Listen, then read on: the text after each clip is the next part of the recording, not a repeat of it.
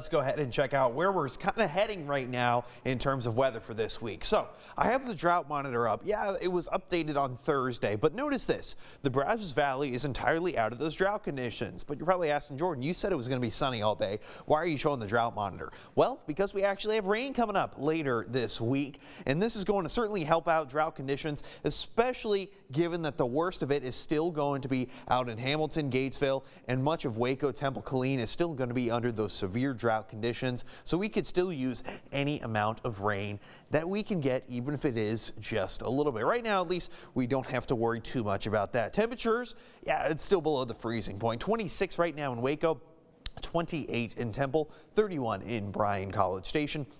Right now, we don't have a whole lot of anything really coming up in the forecast until you look to the north a little bit. Look at this, a little bit of rain kind of making its way into the Texas Panhandle as well as the southern parts of Oklahoma. Just behind it, there it is, a little bit of a cold front kind of coming through. That is what I got my eyes on next. Now, unfortunately, it's not going to be bringing a whole lot of rain into our region. It's really actually just going to slightly, ever so slightly, cool down our temperatures. But notice this, right now we do have winds kind of coming out from the south. They're very weak, but those winds are really what's going to cause temperatures to start to warm up today all the way up into the mid to upper 50s. 57 for Temple, Killeen, as well as Bryan College Station, 55 for Marlin and Waco, 53 for Mexia, as well as Hillsboro. As we go into the overnight hours, well, it's still going to be on the cold side, but that's because that's when that cold front is actually going to be kind of hitting us. 27 degrees, nice clear skies going into our overnight hours. Here comes that cold front,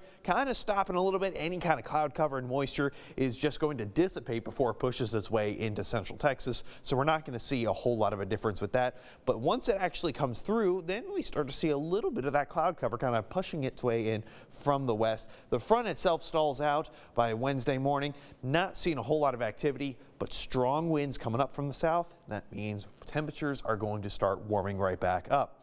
Really, actually, when that front comes through tomorrow, winds shift. They're coming from the north. Gusts, not too bad, nothing to worry about, nothing like what we saw late last week.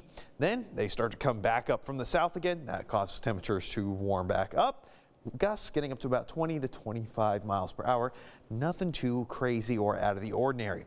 Really, we can start to see those winds just kind of shifting around. Jet stream not really moving a whole lot over central Texas, but then what's this? Out to the west, I see this big dip. It's going to start to slowly push its way into our area. That's going to be on Thursday. This is going to be our next rainmaker. That is what I'm really looking forward to. Temperatures not really taking much of a dip. You know what? We had our chances for those cold conditions. Starting out much of this week, which is the last week of the new year, or the old year before we head into the new year. Look at that. Temperatures dip ever so slightly going into Tuesday. Wednesday, 60s coming back. Thursday, 70s coming back. Friday, there we go. We start to see higher rain chances, but look at that. 70s, perfect for the new year.